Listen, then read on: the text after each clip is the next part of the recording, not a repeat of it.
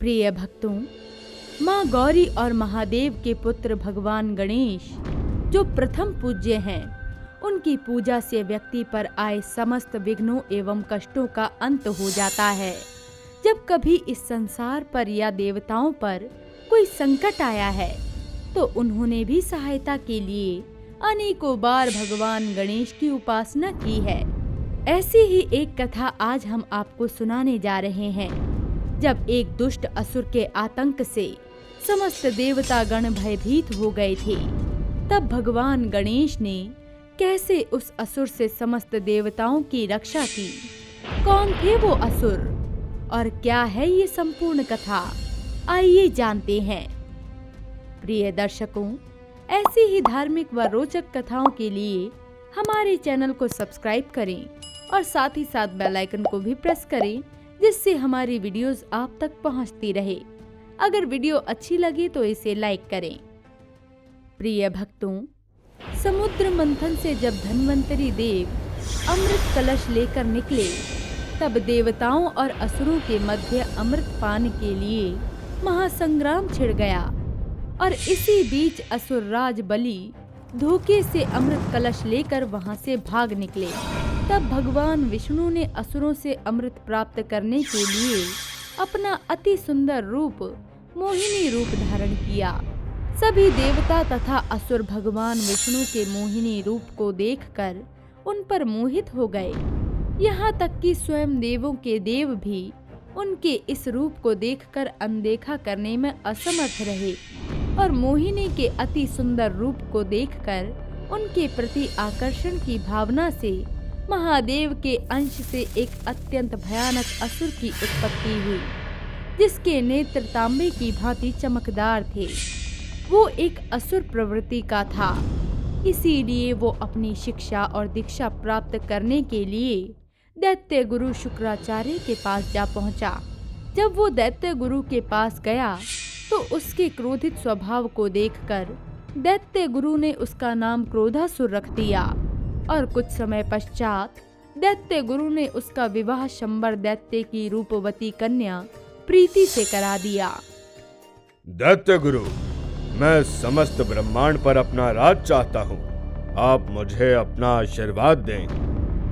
मेरा आशीर्वाद तो सदैव ही असुरों के साथ रहा है पुत्र, परंतु यदि तुम इस समस्त ब्रह्मांड पर विजय प्राप्त करना चाहते हो तो सूर्य देव की उपासना करो।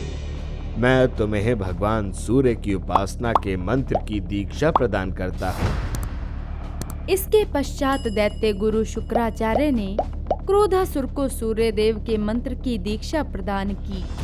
दैत्य गुरु से मंत्र की दीक्षा पाकर क्रोधासुर भगवान सूर्य की उपासना करने के लिए एक घने वन में गया, जहां उसने सहस्त्र वर्षों तक अन्न जल का त्याग कर एक पैर पर खड़े रहकर भीषण गर्मी, सर्दी, वर्षा को सहकर भगवान सूर्य की कठोर तपस्या की। अपने भक्त के इतने कठोर तप को देखकर सूर्य देव उससे अत्यंत प्रसन्न हुए और उन्होंने क्रोधासुर को अपने दर्शन प्रदान किए।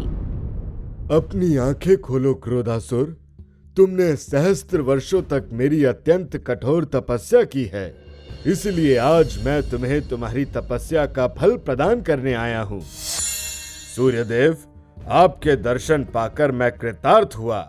मुझे अपना आशीर्वाद प्रदान करें। मेरी इतनी कठोर तपस्या करके तुमने मेरा आशीर्वाद तो प्राप्त कर ही लिया है, परंतु मेरी इतनी कठोर तपस्या कर तुम वरदान के भागी बन गए हो। कहो, तुम्हें मुझसे क्या वरदान चाहिए? सूर्यदेव, यदि आप सत्य ही मुझे मेरे तप का फल देना चाहते हैं तो आप कृपया कर मुझे समस्त ब्रह्मांड पर विजय प्राप्त करने का और सदा के लिए अमर रहने का वरदान प्रदान करें। क्रोधासुर, निस्संदेह तुमने मेरी अत्यंत कठोर तपस्या की है, किंतु मैं तुम्हें अमर होने का वरदान नहीं दे सकता, परंतु मैं तुम्हें संपूर्ण ब्रह्मांड पर विजय प्राप्त करने का वरदान अवश्य दे सकता हूँ। तो फिर आप अपनी इच्छा अनुसार मुझे समस्त ब्रह्मांड पर राज करने का वरदान दें। तथास्तु। क्रोधासुर को उसका इच्छित वर प्रदान कर सूर्य देव वहां से अंतर ध्यान हो गए सूर्य देव के वरदान के बल से क्रोधासुर ने संपूर्ण ब्रह्मांड पर राज करने की अपनी इच्छा को पूर्ण करने के लिए अपनी असुर सेना के साथ सर्वप्रथम स्वर्गलोक पर आक्रमण कर दिया। इंद्रदेव सहित सभी देवतागण उसे स्वर्गलोक की ओर आता देख भयभीत हो गए। प्रतीत होता है कि मुझे देखकर तो सभी देवता गण युद्ध से पहले ही भयभीत हो गए। तुम्हारा इतना दुस्साहस कि तुम मेरे ही लोक में आकर मुझे ही अपशब्द कह रहे हो। दुस्साहस तो अभी तुमने देखा ही कहाँ है इंद्र। दुस्साहस तो मेरा तुम मत देखोगे जब मैं तुम्हें युद्ध में पराजित करके स्वर्गलोक के सिंहासन पर विराजमान हो जाऊंगा। क्रोधासुर के मुख से ऐसे वचन सुनकर इंद्रदेव अत्यंत क्रोधित हो उठते हैं और उन दोनों के मध्य भीषण युद्ध आरंभ हो जाता है। किंतु सूर्य देव द्वारा मिले वरदान के कारण क्रोधासुर अत्यंत शक्तिशाली हो गया था। इस कारणवश इंद्रदेव उसे परास्त करने में असमर्थ हो रहे थे।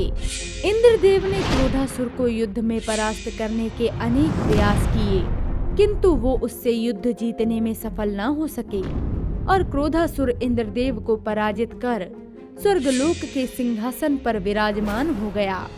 परंतु उसके लिए केवल स्वर्गलोक का सिंहासन ही पर्याप्त नहीं था। वो इस समस्त ब्रह्मांड के समस्त लोकों पर केवल अपना ही शासन चाहता था। इसीलिए उसने स्वर्गलोक पर विजय प्राप्त करने के पश्चात भगवान नारायण के वैकुंठ लोक पर भी आक्रमण कर दिया। हे दुष्ट, ये कैसा परिहास है? वैकुंठ लोक पर आक्रमण करने का दुस्साहस कैसे किया तूने? अभी तो तुमने मेरा दुस्साहस देखा ही कहाँ है नारायण।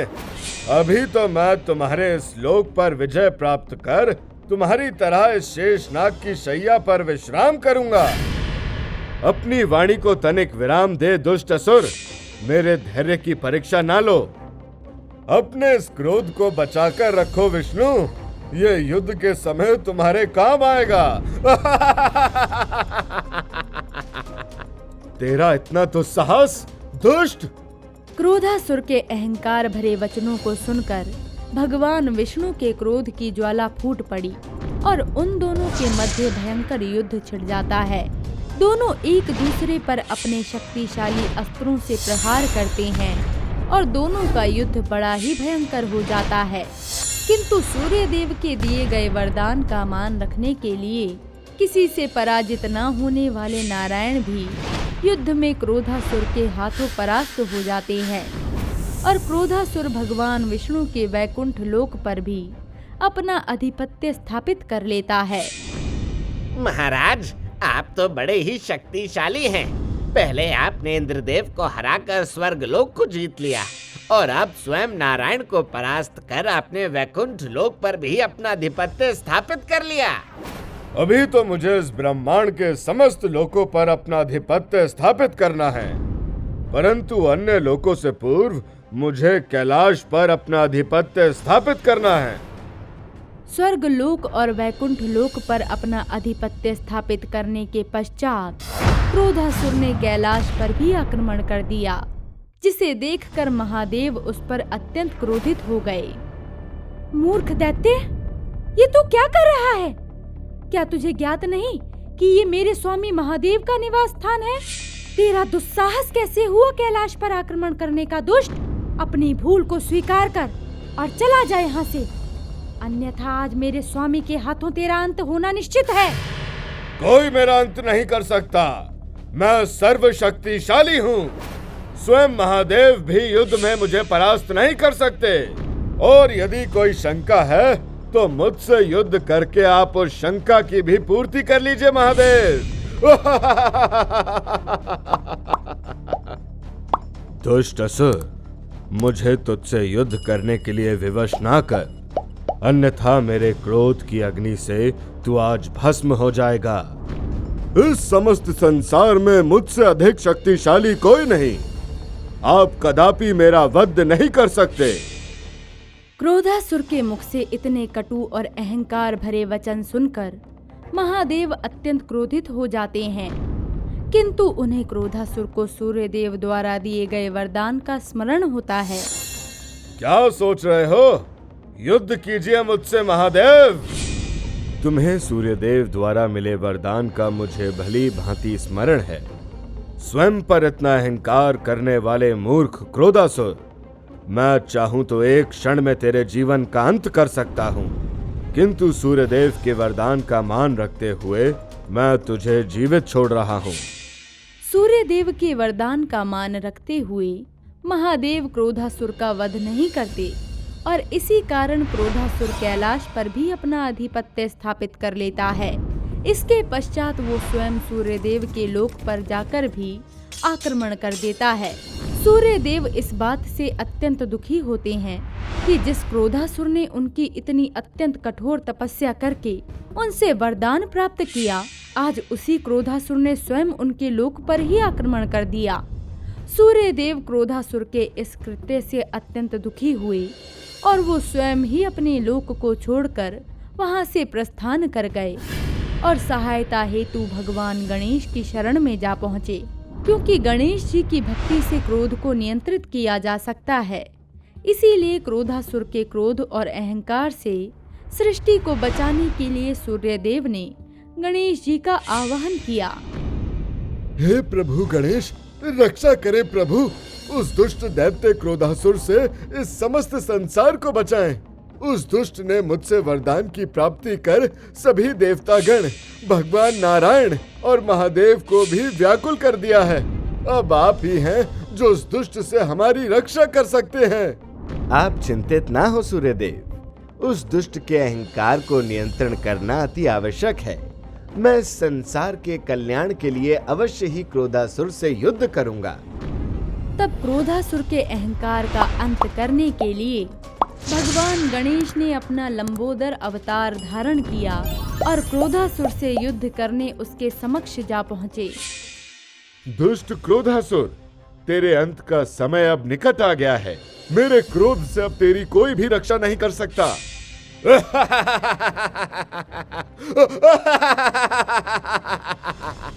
जब समस्त देवतागण मेरा अंत नहीं कर पाए, तो अब एक गजमुख मेरा अंत करेगा। क्रोधासुर के अहंकार को देखकर भगवान लंबोदर को अत्यंत क्रोध आ गया और उन्होंने अपने एक ही प्रहार से क्रोधासुर की समस्त सेना का अंत कर दिया। भगवान लंबोदर के इतने उग्र रूप को देखकर क्रोधासुर अत्यंत भयभीत हो उठा और भय के कारण उसका शरीर कांपने लगा।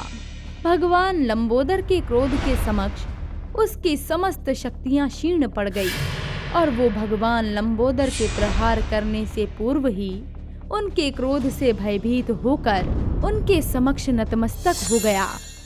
हे प्रभु, मुझे क्षमा करें, मुझसे भूल हो गई। मैं अपनी शक्ति के मद में अपनी सुध ही खो बैठा था, किंतु आपके क्रोध के समक्ष मेरी समस्त शक्तियां क्षीण पड़ गईं। मुझे स्वयं पर अत्यधिक अहंकार हो गया था, किंतु उस अहंकार को आपने नष्ट कर दिया। प्रभु, कृपया कर मुझे अपने चरणों का दास बना ले भगवान। मैं सदैव आपकी भक्ति में ही लीन रहना चाहता हूँ। प्रभु, मुझ पर अपनी कृपा दृष्टि करें।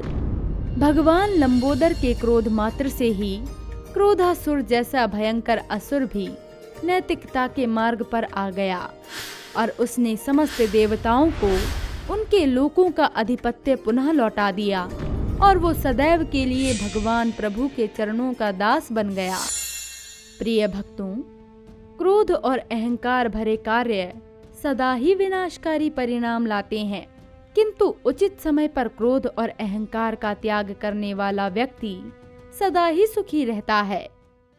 अगर आपको ये वीडियो अच्छी लगी हो तो वीडियो को लाइक करें और हमारे चैनल महावॉरियर को जरूर सब्सक्राइब करें और साथ ही वीडियो की अपडेट पाने के लिए बेल आइकन को जरूर दबाएं। और आप अगली कहानी किस महावॉरियर की देखना चाहते हैं, आप हमें ये भी कमेंट्स करके बता सकते हैं।